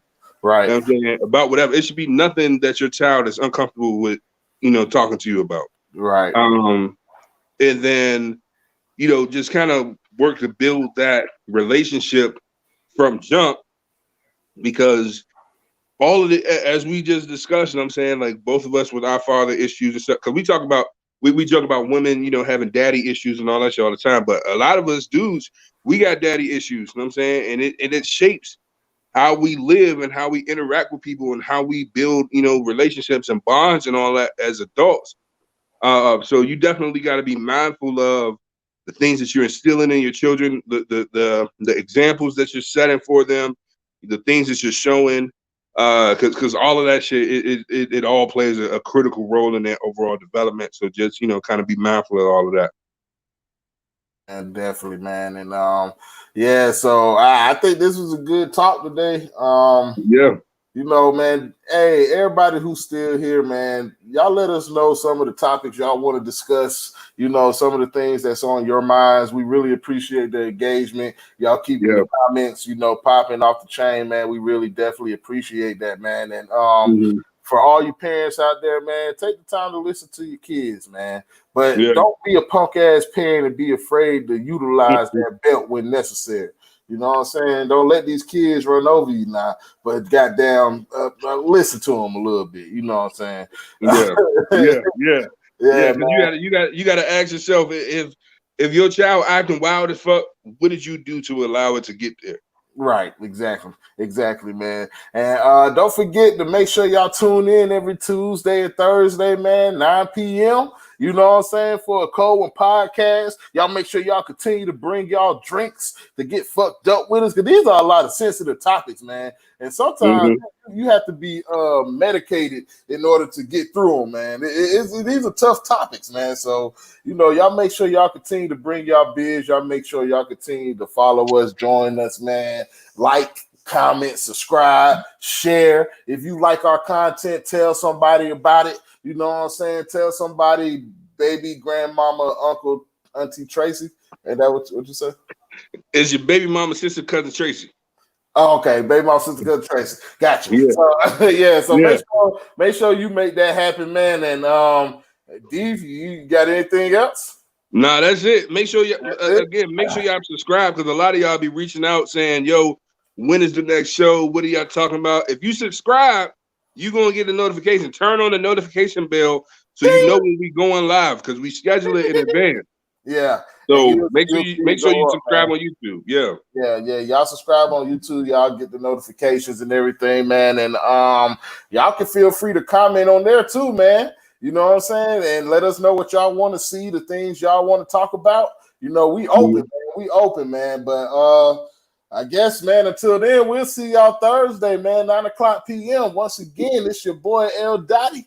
And you already know it's your boy Big D, man. And we like to thank you for coming back to another episode of A A cold cold one. Yes, one. sir. Yes, sir. Y'all be safe. We love y'all. Love Appreciate y'all, y'all. man. Appreciate it. Shout out to y'all.